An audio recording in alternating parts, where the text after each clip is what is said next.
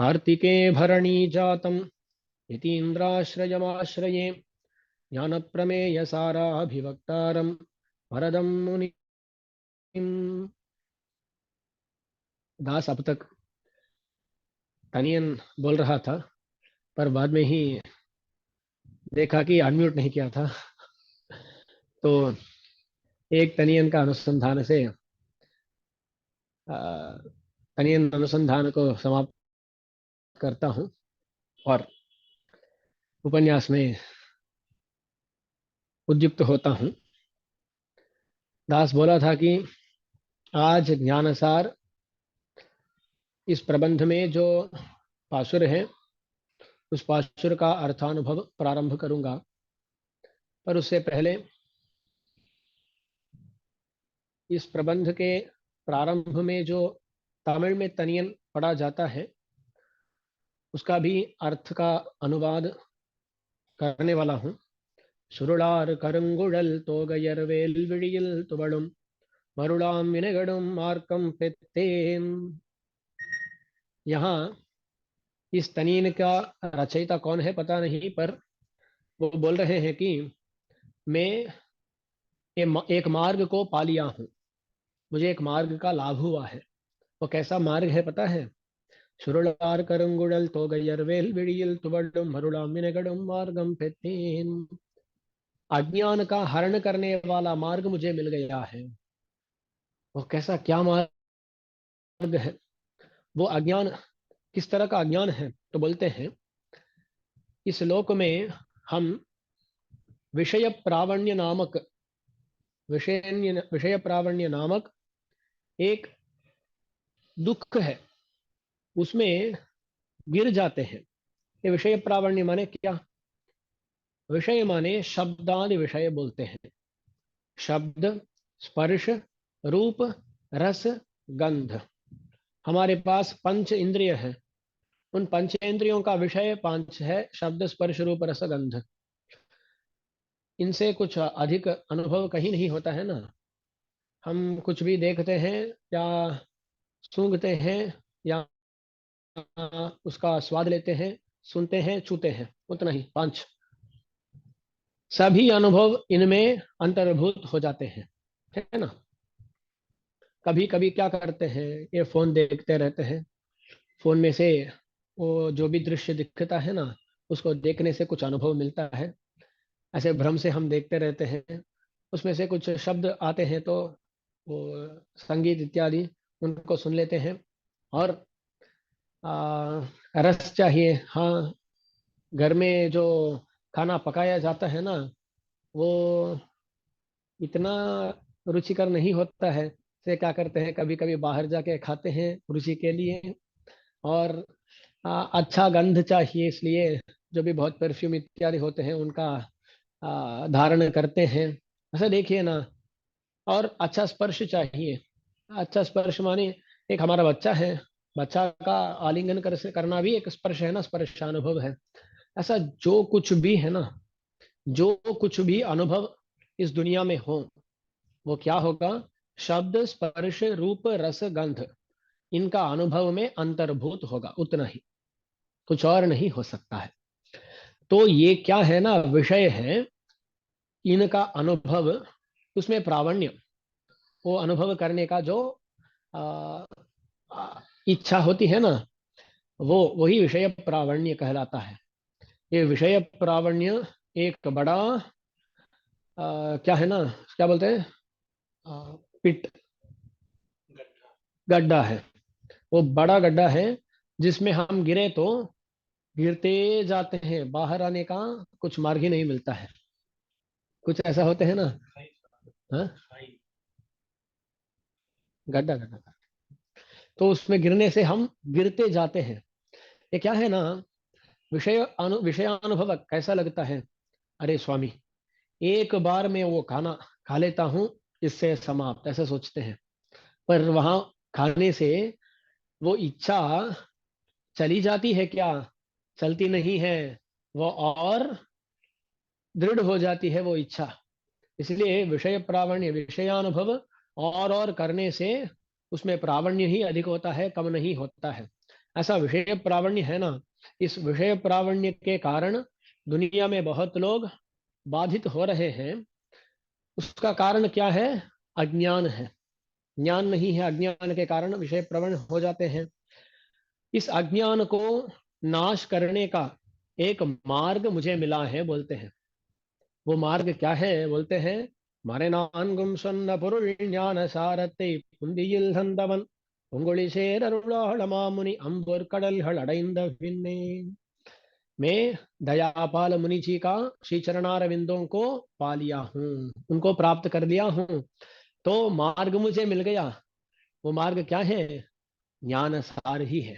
एक ज्ञान सार नामक प्रबंध है ना, ये बहुत अच्छी तरह मार्ग प्रदर्शन करता है। उस मार्ग को हम पकड़ लिए तो सीधा भगवान के ओर जा सकते हैं। जैसे होते हैं ना, बाईपास होते हैं और सिटी में से चलने का भी रोड होता है, एक ऐसा है बाईपास है। इसे पकड़ लिए तो सीधा डेस्टिनेशन भगवान के शिक्षारविंदों को पा सकते हैं। तो ऐसा मार्ग मैं पा लिया हूँ बोलते हैं। तो यहाँ जो दयापाल मुनि जी हैं, उनका श्री चरणारविंद ही मार्ग है। उनको पाने से हम क्या कर सकते हैं? वो ज्ञान सार को दिखाएंगे, ज्ञान सार के द्वारा हम हमारा डेस्टिनेशन जो है, गम्य जो है, उसको प्राप्त कर सकते हैं। यह विषय है। तो ज्ञान सार में क्या नहीं है? जो कुछ भी हमें चाहिए वो है। स्वज्ञानम प्रापक ज्ञानम प्राप्य ज्ञानम मुमुक्षुभिः ज्ञानत्रयम उपादेयम। ज्ञानत्रयम उपादेयम ऐसा बोला जाता है शास्त्रों में। क्या बोला जाता है? स्वज्ञानम प्रापक ज्ञानम प्राप्य ज्ञानम। पहले पहले हमें यह जानना है कि मैं कौन हूं, मेरा स्वरूप क्या है, मेरा स्वभाव क्या है, उसको जानना पड़ेगा।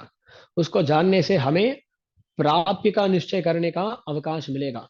तो देखिए ना, एक इंसान है, वो खुद को क्या मानता है? खुद को मानता है मैं एक एथलीट हूं, यानी रनर हूं, या कुछ ऐसा मानता है। तो वो क्या सोचता है? आई एम ए रनर, मैं एक एथलीट हूं, मैं एक रनर हूं, ऐसा सोचता है। ऐसा अपने आप के बारे में निर्णय करने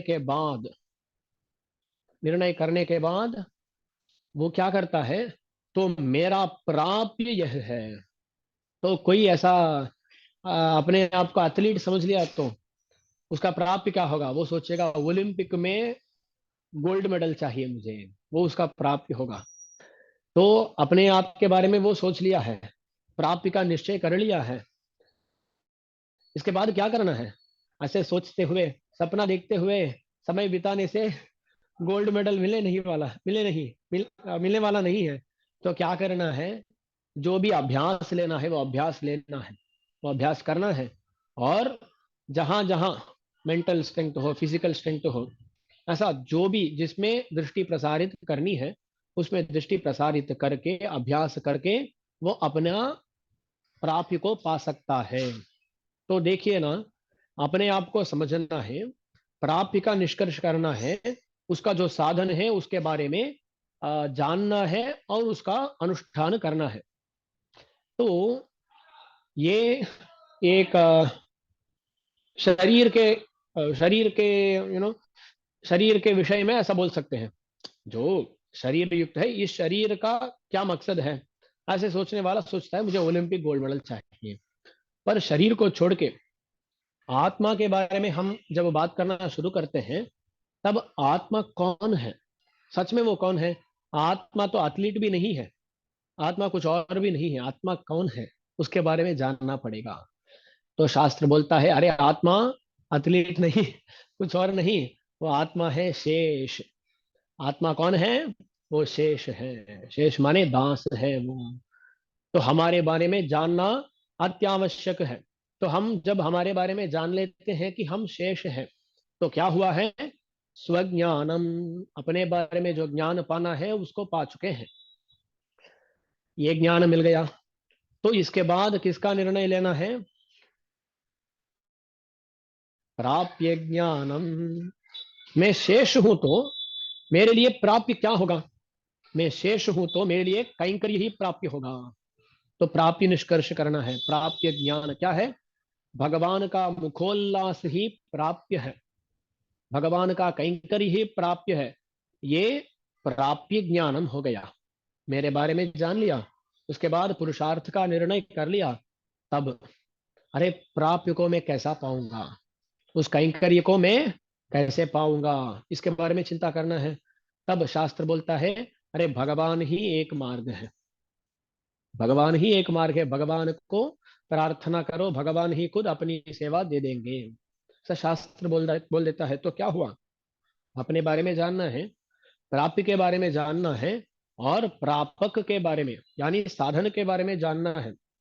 शास्त्र बोलता है ज्ञान त्रयम उपादेन उपादेयम, ये है तीन विषय का ज्ञान हमें चाहिए, इसके सिवाय कुछ और चाहिए क्या? नहीं चाहिए बोलता है, अन्य तो नहीं चाहिए। ये यह इन तीन विषयों के बारे में हम जान चुके, तो उसके बाद कुछ और ज्ञान नहीं चाहिए। स्वामी हमें ज्ञान सार पढ़ना है क्या? अरे ज्ञान सार आपका कंठस्थ हो ना हो इससे फर्क नहीं पड़ता, भगवान यही चाहते हैं। क्या चाहते हैं? मैं ही उपाय हूं, मैं ही उपाय हूं, उसको वो जानेगा या नहीं, भगवान वही देखता है। वो जान लिया तो काफी है।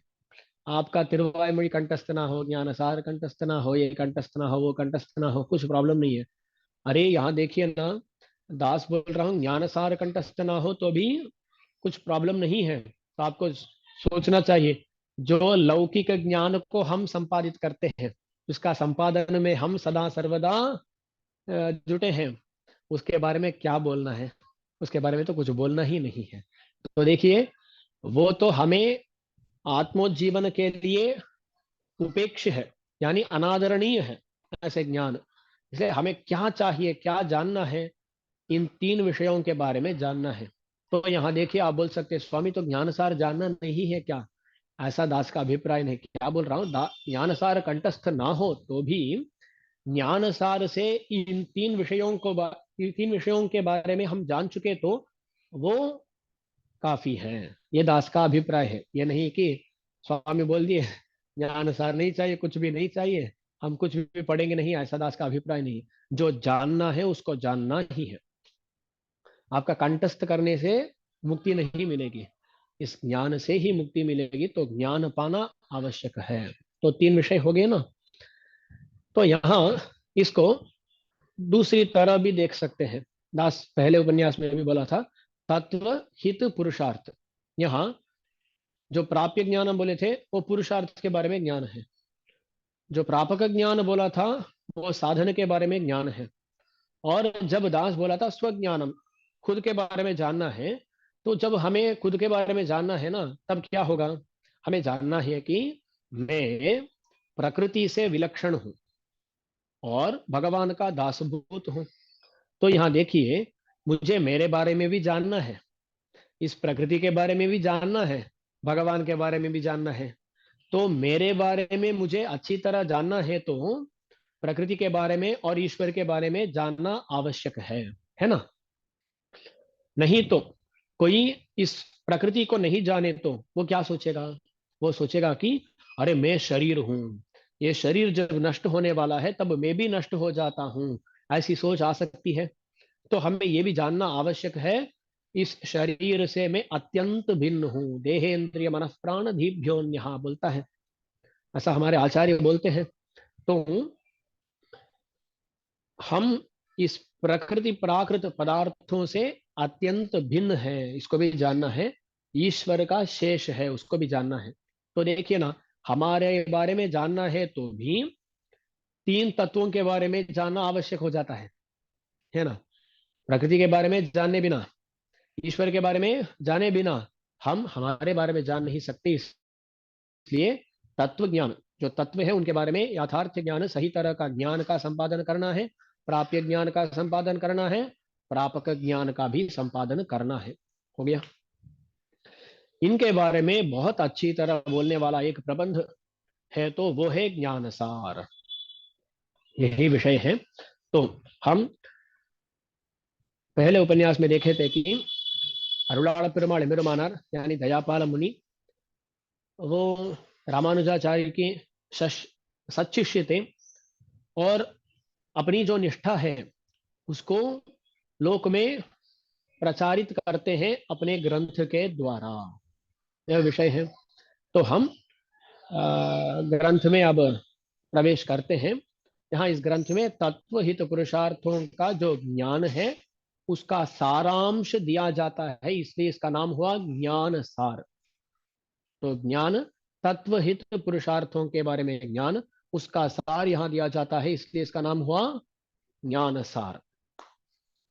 तो यह है ज्ञान सार प्रबंध, उसका पहला पाशुर को दास अब पढ़ता हूँ।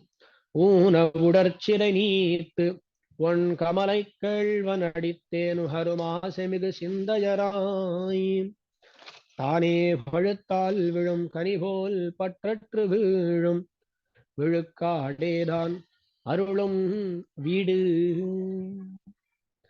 इस पहले पासुर में दयापाल मुनि जी आर्त प्रपत्ति इसके बारे में बात करते हैं। किसके बारे में बात करते हैं? आर्त प्रपत्ति के बारे में बात करते हैं। तो यहाँ पहले देखते हैं ये आर्त प्रपत्ति क्या है। प्रपत्ति में बहुत सारे भेद है, क्या क्या वैविध्य है, इसके बारे में हम पहले जानते हैं और पाशुर में जाते हैं। तो देखिए, हमारे संप्रदाय में भगवान को पाने के लिए जो मार्ग बताए जाते हैं उसमें एक ही सही मार्ग है, ऐसा बोला जाता है। वो क्या है? प्रपत्ति मार्ग। प्रपत्ति, शरणागति, न्यास इत्यादि अनेक नाम रखने वाला यह जो उपाय है, उसमें विषय क्या है? भगवान ही उपाय है, इसको जानना ही प्रपत्ति है। तो यह विषय है, इसको प्रपत्ति बोलते हैं, शरणागति बोलते हैं, ये सब है ना। तो उनको हम जब उपाय बोलते हैं, अर्थ ये है कि वो खुद के लिए वो खुद उपाय नहीं होते, भगवान ही वहां उपाय है। ओके, इस विषय में ध्यान देना चाहिए। पर ये जो प्रपत्ति है ना, ये प्रपत्ति दो तरह की होती है। दो तरह की प्रपत्ति, एक है दृप्त प्रपत्ति, एक है आर्त प्रपत्ति। दृप्त, आर्त। यहाँ तृप्त नहीं, जैसे कि हम बोलते हैं ना संतृप्त, वो तृप्त नहीं, दृप्त है। तवर्ग तृतीय अक्षरम तथ द, दृप्त प्रपत्ति। ये क्या है ना, तमिल में ये ऐसे त थ द ध न ऐसे नहीं होते हैं। एक वर्ग में 5 अक्षर होते हैं ना, हिंदी में, संस्कृत में। तमिल में ऐसा नहीं होते हैं, त न होते हैं। सो तृप्त लिखने के लिए भी, दृप्त लिखने के लिए भी एक ही स्पेलिंग होता है। इसलिए क्या होता है ना, हाँ, तमिल के लोग कभी कभी दृप्त और तृप्त में कंफ्यूज हो जाते हैं। इसलिए दास बोला ये दृप्त प्रपन्न या दृप्त प्रपत्ति, आर्त प्रपत्ति कहा जाता है। यहाँ पहले आर्त प्रपत्ति के बारे में जानना है।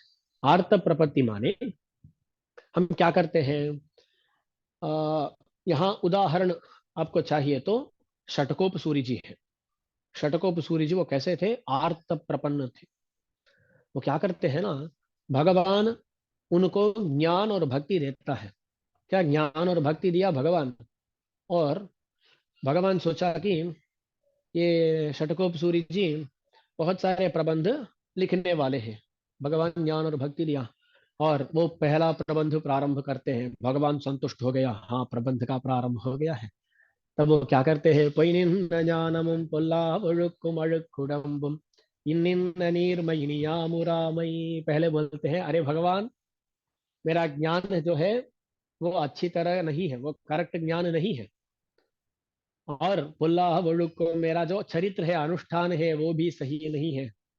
उसका कारण क्या है पता है? मेरा जो ये शरीर है ना, ये शरीर है नीच शरीर है, वो बहुत गंदा शरीर है। अழுकुडम्बुम, इसलिए ज्ञान सही नहीं, अनुष्ठान सही नहीं और शरीर सही नहीं। दास को पहले आप क्या कीजिए, यहाँ सहन नहीं हो रहा है, मुझे परम पद ले जाइए। ये पहला पाशुर। भगवान अति संतुष्ट था तो प्रबंध का प्रारंभ कर दिए। तो ये क्या कर रहे हैं? पहले ही प्रबंध, पहले पाशुर में ही बोल रहे हैं, अरे दास का सहन नहीं हो रहा, मुझे ले जाइए। तो भगवान आश्चर्यचकित हो गया, अरे हम सोच रहे हैं कि 4 प्रबंध इनमें से इनसे हमें क्या निर्माण करना है। पर ये तो पहले पासुर में क्या कर दिए, ऐसा, जो लोग आप क्रिकेट जानते होंगे ना, उसमें रिटायर्ड हर्ट बोलते हैं। मुझे कुछ गांव लग गया, इसलिए मैं, अब चोट लग गया है, इसलिए मैं खेल नहीं सकता। ऐसा भगवान सोच रहे थे कि सेंचुरी के सेंचुरी हमारे षटकोप सूर्य जी मारेंगे, पर वो पहले पास में क्या कर दिए, अरे भगवान हो गया, सहन नहीं कर पा रहा हूं, मुझे ले जाओ, ऐसा बोले। तो इनकी जो स्थिति है ना, वही आर्त प्रपत्ति कही जाती है।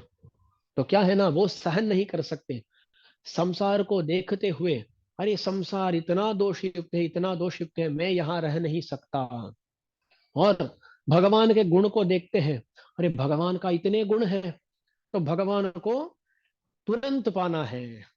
तो दो विषय है, भगवान का गुणों का अनुभव से भगवान को तुरंत पाने की इच्छा, संसार का जो दोष है उन दोषों को देखते हुए संसार से निवृत्त होने की इच्छा।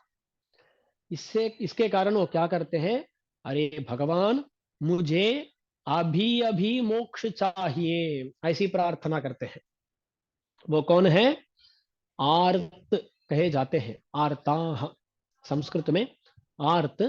वो क्या करते हैं, भगवान को उपाय मानते हैं और प्रार्थना करते हैं कि अभी अभी मुझे मोक्ष चाहिए। वो आर्त प्रपन्न लोग होते हैं। जैसे कि नम्माழ்वार जी आर्त प्रपन्न थे। तो वो जब पहले पाशुर में बोले कि अरे भगवान सहन नहीं कर पा रहा हूं, मुझे ले जाओ, तभी भगवान को ले जाना था। क्या, भगवान को तभी ले जाना था, पर भगवान क्या किया, अरे इनसे प्रबंधों का अवतार नहीं हुआ तो इस लोक का उद्धार कौन करेगा, इसलिए भगवान उनको ले नहीं गए। तो भगवान का कर्तव्यांश तो ले जाना था, पर भगवान अ, कुछ विषयों के बारे में सोचते हुए यही रख दिए, किनको, नमाழ்वार को, षटकोप सूर्य जी को। तो वो कुछ विषय बोलते हैं, क्या है ना,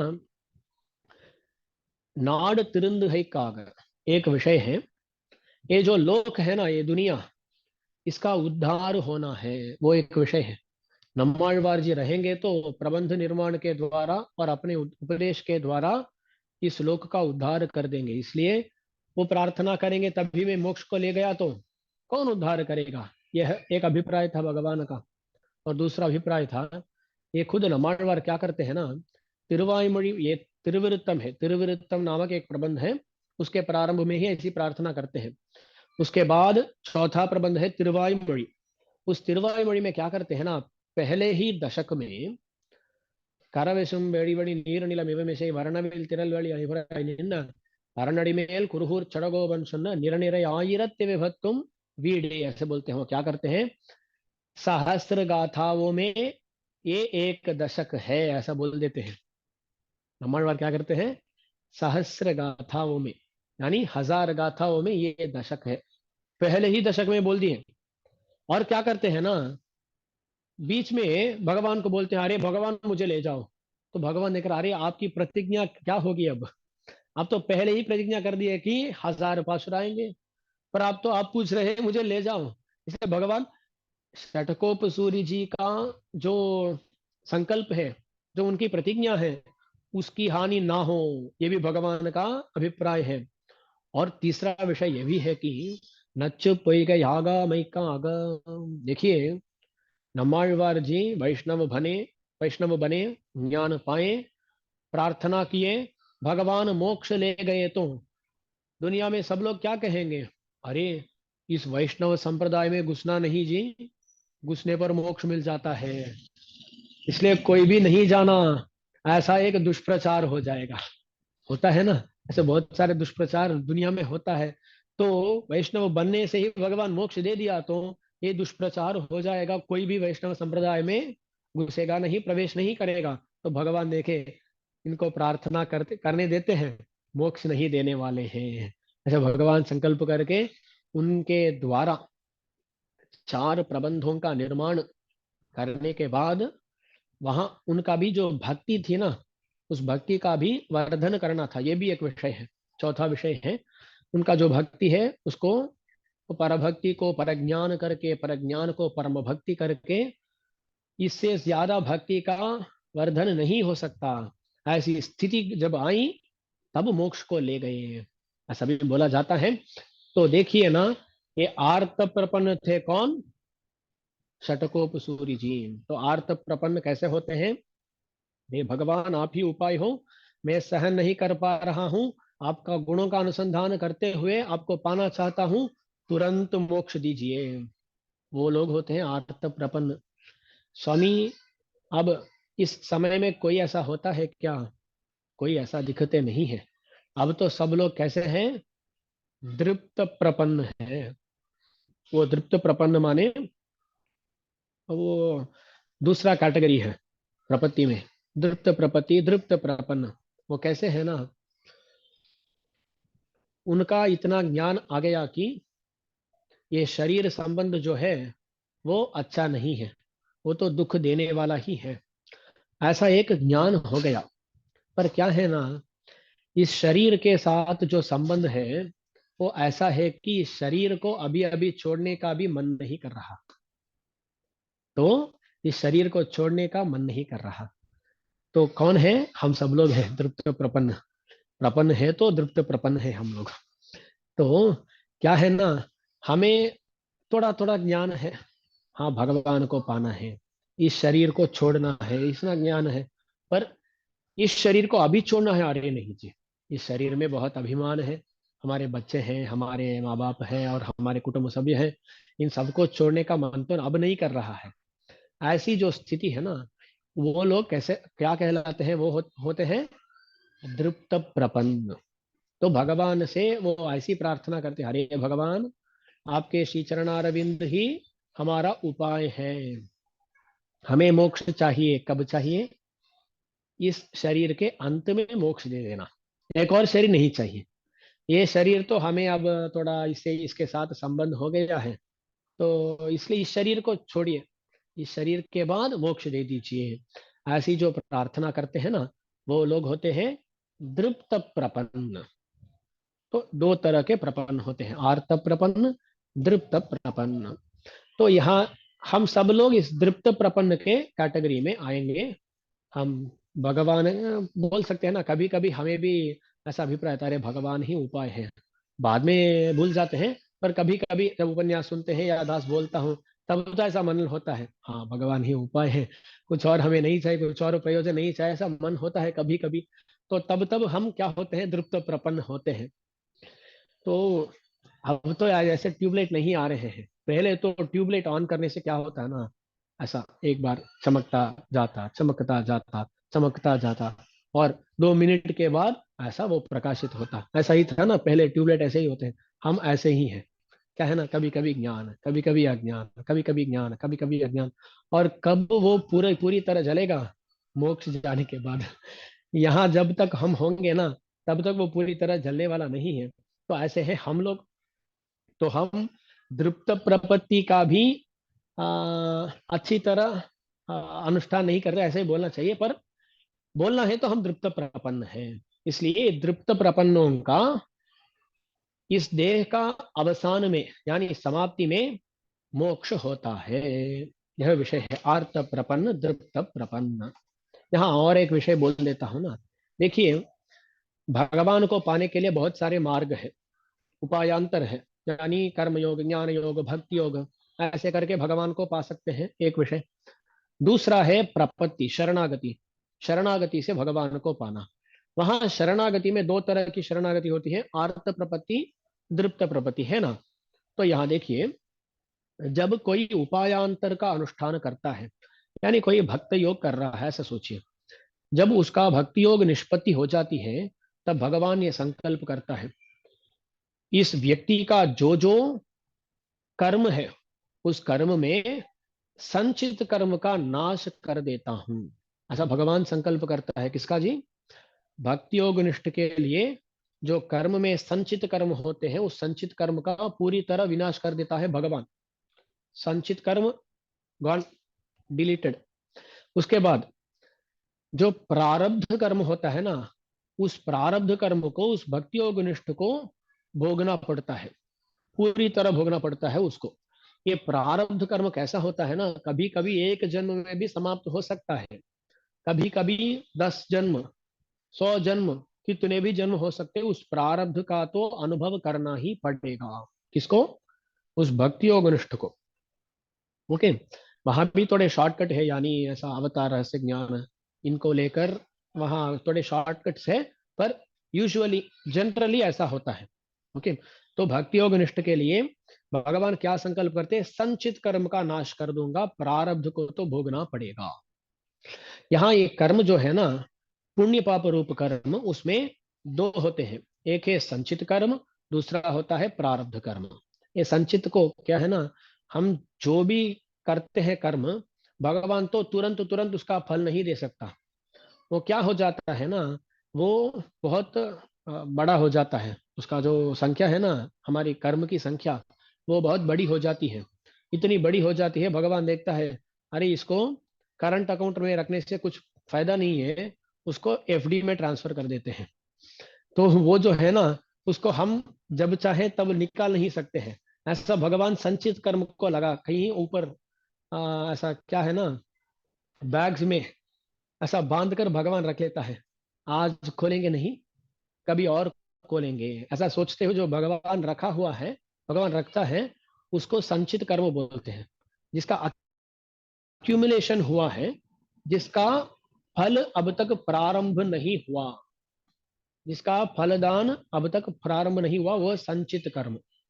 और देखिए भगवान क्या करता है, ऐसे बैग है ना, ऐसे अनंत बैग होते हैं हमारा एक एक व्यक्ति का, अनंत संचित कर्म होते हैं। उसमें से भगवान क्या करते हैं ना, एक बैग लेते हैं, एक बैग लेके उसमें से, हाँ, इस बैग को इस बार हम खोल देते हैं, उसमें से क्या क्या कर्म मिल रहे हैं, अरे पुण्य आएगा, पाप आएगा, ये आएगा, वो आएगा, तो इनका फल देते हैं भगवान। ऐसा फल देना शुरू करेंगे ना, ये जो खुला हुआ बैग है ना, उसको प्रारब्ध कर्म बोलते हैं।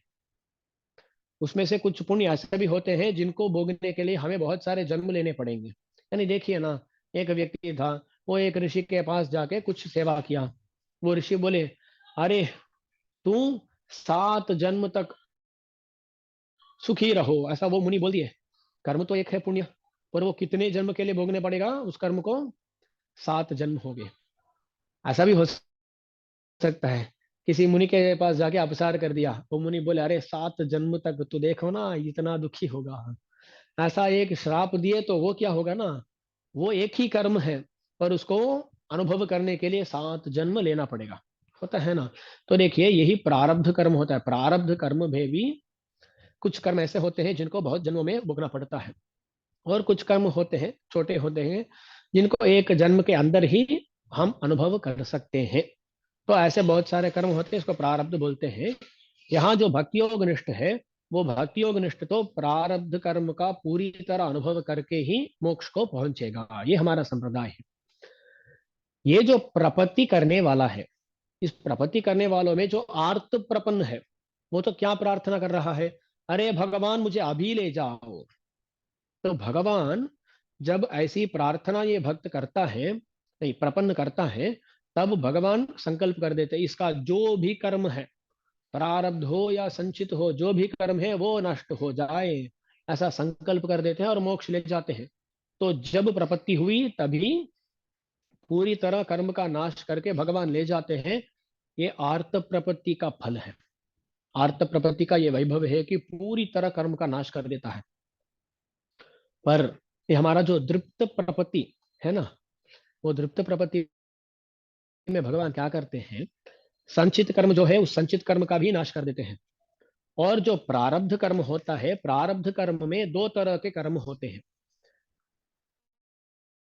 प्रारब्ध, अनभ्युपगत प्रारब्ध। क्या, एक और बार बोलता हूं, अभ्युपगत प्रारब्ध, अनभ्युपगत प्रारब्ध। ये जो अभ्युपगत प्रारब्ध है ना, वो क्या है, वो इस जन्म में अनुभव करने लायक कर्म है ना, उसको अभ्युपगत प्रारब्ध बोलते हैं। इस जन्म में वो कर्म फिनिश हो जाएगा, या इस जन्म में उसका फल ले हमें भोगना है। और अनभ्युपगत है ना, वो भी प्रारब्ध है।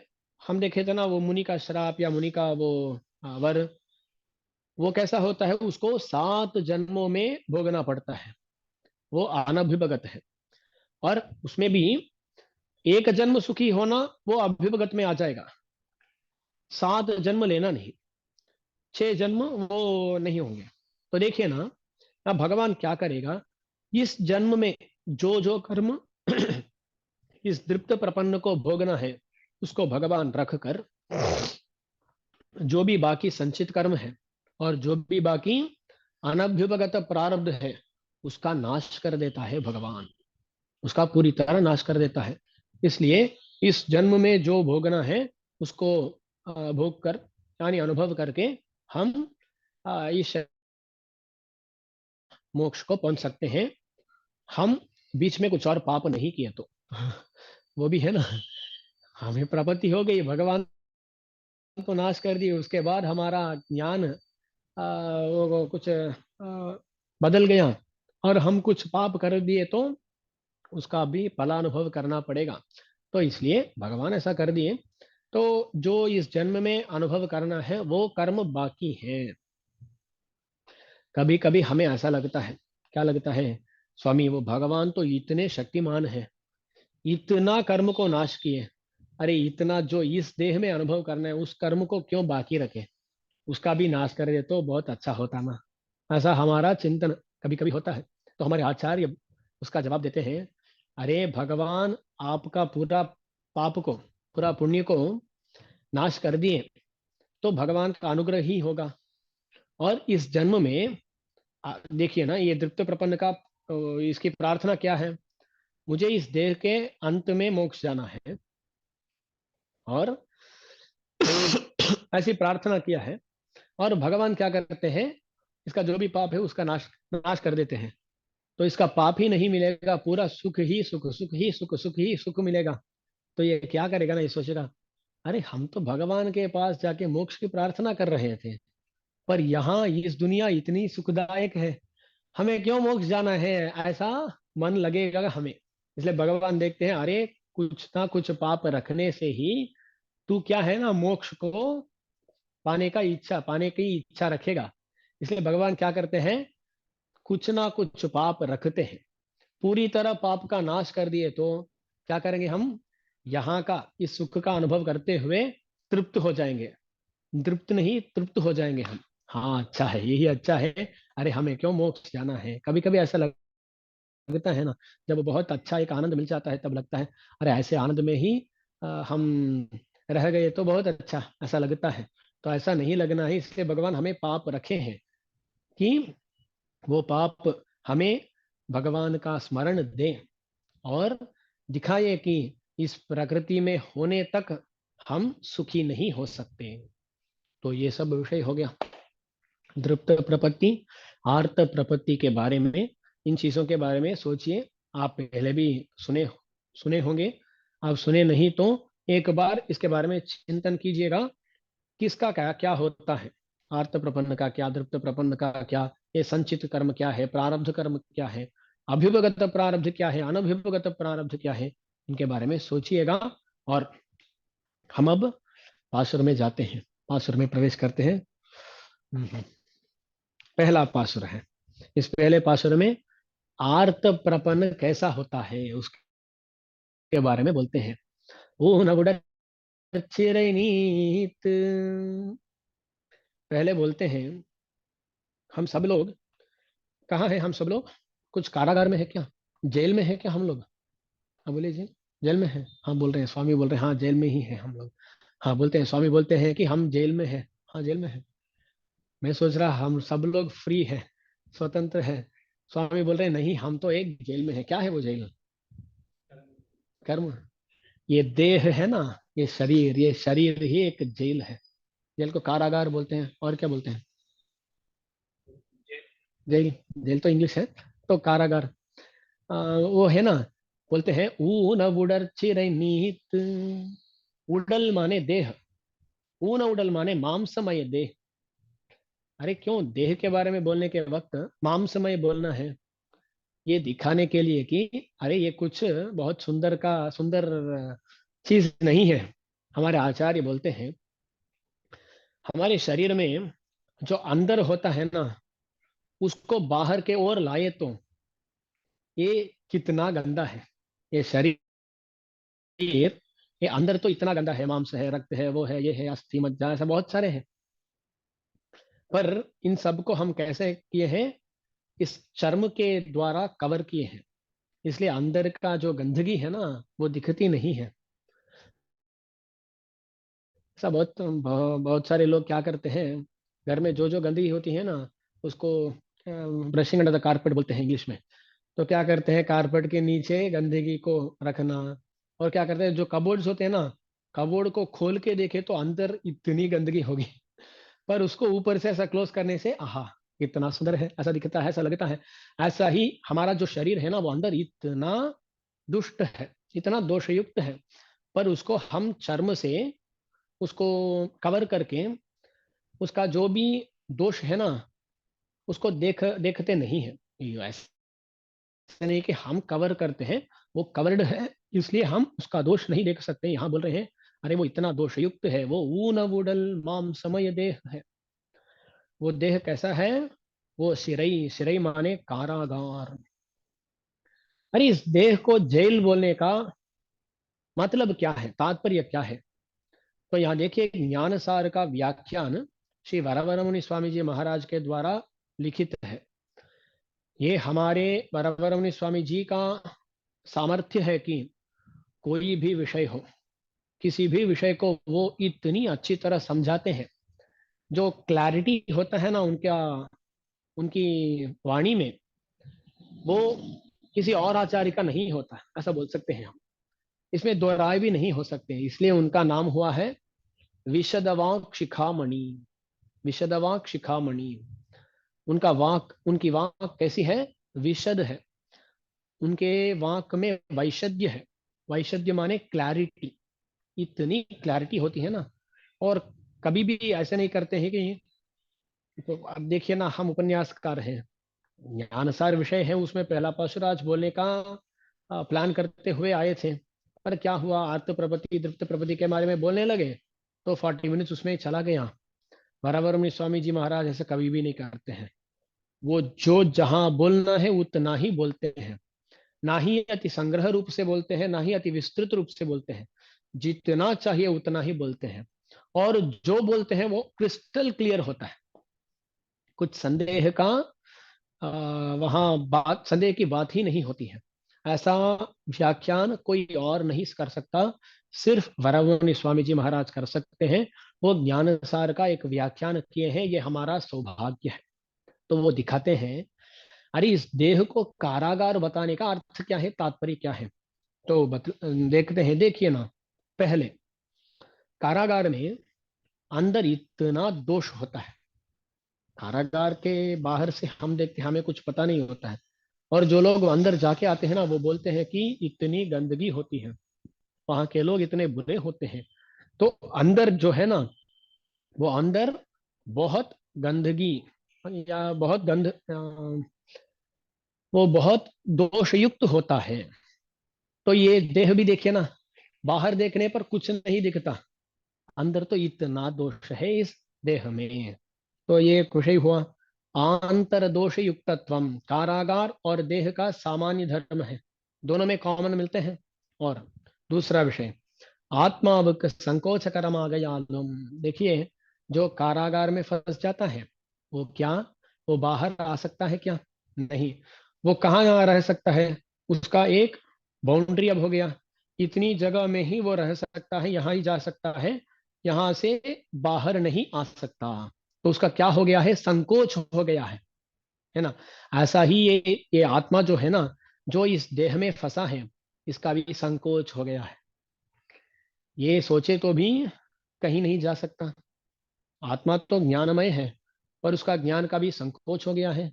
तो देखिए, दास हूं तो दास क्या कर सकता हूँ, दास दास के सामने जो ये फोन है ना, उस फोन को देख सकता हूँ। और थोड़ा दूर कुछ चीज है ना, वो देख सकता हूँ। बाहर कुछ 100 मीटर्स, 200 मीटर्स, इतनी दूर देख सकता हूँ। पर यहाँ से ऐसे देखते हुए आपको तो देख नहीं सकता। और ऐसा भी नहीं होता है कि आप लोग वहां से बात किए तो मैं इस उपकरण के बिना सुन सकता हूँ, ऐसा भी नहीं होता है। कुछ लोग ऐसा मानते हैं, कभी देखे हैं क्या? कुछ लोग ऐसा करते हैं, जब फोन में बात करते हैं ना, यहाँ श्रीरंगम से श्रीरंगम को बात कर रहे हैं तो उनका वॉल्यूम ऐसा दो में होगा, और जब वो बात कर रहे होते हैं श्रीरंगम से दिल्ली को बात करना है तो और बहुत आ, ऊंचा, यानी वॉल्यूम बहुत अधिक करके बात करते हैं। यहाँ से अमेरिका को बात करना है तो इतना ऊंचा स्वर से बात करते हैं कि शायद उनको फोन के द्वारा ही नहीं, डायरेक्ट भी वो आवाज सुन जाएगा। ऐसा बात करते हैं, पर वो सच में नहीं होता है ना। हम जितना भी हमारा जो इंद्रिय है, उसमें उनमें से हम ज्ञान को परिमित रूप से ही पा सकते हैं। दास तो 100 मीटर्स तक देख सकता हूँ, पर बहुत दूर में जो लिखा हुआ होता है उसको दास पढ़ नहीं सकता। और जो पास में होते हैं वो जो बात कहते हैं उसको सुन सकता हूँ। दूर में जो कोई कुछ बोले उसको तो दास सुन नहीं सकता। तो हमारा इंद्रिय जो है ना वो संकुचित है। ये आत्मा हो ना, आत्मा संकुचित हो गया है। तो कारागार में फंसा हुआ व्यक्ति संकुच उसका संकोच होता है, ऐसा ही आत्मा का भी संकोच होता है। तो देह क्या है? ये कारागार है। और कौन कारागार को जाता है, कारागृह को जाता है? तो जो पहले कुछ पाप किया हो, कुछ कर्म किया हो, वही कारागार को जाता है ना। ऐसा ही हम भी कुछ कर्म किए हैं पहले जन्मों में, इसके कारण ही यहाँ इस देह में फंसे हैं। तो एक और साम्य हो गया है देह और कारागार का। तो ये कर्म का फल है, जो हम किए हैं उसका फल है। और ये क्या है ना, जो इस कारागार में हमें डालता है, तो कारागार में जो व्यक्ति होते हैं ना, उनको जो वहां कारागार में डाला है वही उसको वहां से निकाल सकता है। तो गवर्नमेंट है या कोर्ट है, वो उसको उस कारागार में डाला तो वो न्यायालय है, उसको निकाल सकता है, कोई और नहीं, है ना। ऐसा ही हमें जो व्यक्ति इस देह में डाला है, वही व्यक्ति हमें उस देह से निकाल भी सकता है। वो व्यक्ति कौन है? परमात्मा, भगवान है। तो इतने साम्य है इस देह का कारागार से, देह का कारागार से इतने साम्य है। देखिए, आंतर दोष युक्तत्वम, आत्मनः संकोचकरत्वम, आरब्ध कर्म फलत्वम। और अंत में जो जो इसमें कारागार में डालता है वही उससे एक व्यक्ति को निकाल सकता है। तो इतने साम्य है इस देह का कारागार के साथ, इसलिए इस देह को क्या बोलते हैं? एक कारागार है। ऊन उड़र्चिरई नीत, इस देह नामक जेल से निकालने का निकलने का जिनका अभिप्राय होता है, निकलने की इच्छा होती है, उनके बारे में यहाँ बात कर रहे हैं। ऊन उड़र्चिरनीत, ऊन कमल केल्वनड़ी तेन गरुम आसमिग सिंधयराय। और उसके बाद बोलते हैं, यहाँ से निकलने की इच्छा ही नहीं, बल्कि भगवान का जो पादारविंद है, उस पादारविंद को पाने की इच्छा, उसको भी जो रखते हैं उनको आर्त कहते हैं। उनको इस कारागार से बाहर आना है और भगवान के श्री चरणारविंदों को पाना है, उनके बारे में यहाँ बात कर रहे हैं। इसके बाद भी यहाँ बहुत सारे विषय हैं, इनको विस्तृत रूप से दास अगले उपन्यास में कहता हूँ, क्योंकि अब इसके बारे में बोला तो एक बहुत समय होगा, नहीं तो संग्रह रूप से कहना पड़ेगा। दास ये सोच रहा हूँ, हमारा तो कुछ निर्बंध नहीं है ना अभी फिनिश करना, ऐसा कुछ नहीं है। तो अच्छी तरह कालक्षेप करना है। कालक्षेप माने या क्या? हाँ, समय को बिताना है। ये कालक्षेप नहीं हो तो आप लोग क्या करेंगे दास को पता नहीं, पर ये कालक्षेप हो तो आप कुछ ये अच्छे विषय सुनेंगे तो अच्छा कालक्षेप हो गया, अच्छी तरह कालक्षेप हो गया। तो कालक्षेप के लिए है। तो अगले अगले उपन्यास में हम विस्तृत रूप से इसके बारे में सोचते हैं। आप लोग भी एक बार चिंतन कीजिएगा। इसको भी मनन बोलते हैं। श्रवण, मनन और निधिध्यासन, इनके बारे में बोलता है शास्त्र। तो क्या करना है, पहले सुनना है, श्रवण करना है, उसके बाद क्या करना है, मनन करना है। मनन माने बोलते हैं युक्ति भी श्रुतार्थस्य प्रतिष्ठापनम। श्रुतार्थस्य युक्ति भी प्रतिष्ठापनम, जो आप सुने हैं उसके बारे में चिंतन करना है। अरे स्वामी ऐसे बोले हैं, अरे ऐसे बोलने पर ठीक नहीं लग रहा है, ऐसा हो सकता है, ऐसा चिंतन करना है। ऐसा चिंतन करने से आपको जो भी अर्थ वो आप सुने हैं ना, उसको अ, ठीक तरह समझने की क्षमता मिलेगी। तो क्या करना है, सुनना है और मनन करना है, उसके बारे में चिंतन करना है। चिंतन करने से वो स्थिर हो जाएगा, उसके बाद उसका अनुष्ठान में लाना है। ऐसा ही क्रम है। तो जो भी दास आज बोला हूँ उसको नोट करके, नोट करना माने दो तरह का नोट हो सकता है।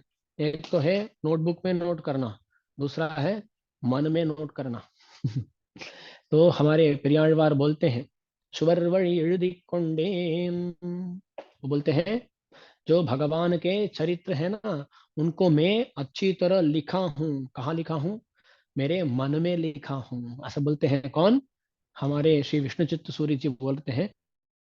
तो आप कहीं पर भी लिख सकते हैं, पेपर में भी लिख सकते हैं, उससे बढ़िया आप मन में ही अच्छी तरह लिखना है। और क्या है ना, कैसे लिखना है, पहले पहले क्या करते थे, तालपत्र में लिखते थे। ताल, यहाँ के दक्षिण भारत में तो तालपत्र में लिखते थे। तालपत्र में लिखने से क्या होता है, कभी कभी वो तालपत्र आ, बहुत आसानी से नष्ट हो जाता है। इसलिए क्या करते हैं ना, कुछ ऐसे श्रीभाष्य इत्यादि ग्रंथ जिनका रक्षण अति आवश्यक होता है ना, ऐसे ग्रंथों को क्या करते थे, अब ताम्र शासन, ताम्र पत्र में, ताम्र यानी मेटल होता है ना, उसमें कॉपर प्लेट्स बोलते हैं, कॉपर प्लेट्स में लिखते थे। क्यों, वो बहुत साल तक टिकेगा। ये तो वुड है, वो कभी भी कुछ भी हो सकता है। पर ताम्र पत्र में लिखने से वो बहुत सारे संवत्सर आएगा, इसलिए ऐसे उसमें लिखते थे। और उससे भी ज्यादा होना है तो शिला शासनम, शिला माने पत्थर, पत्थर में लिखना।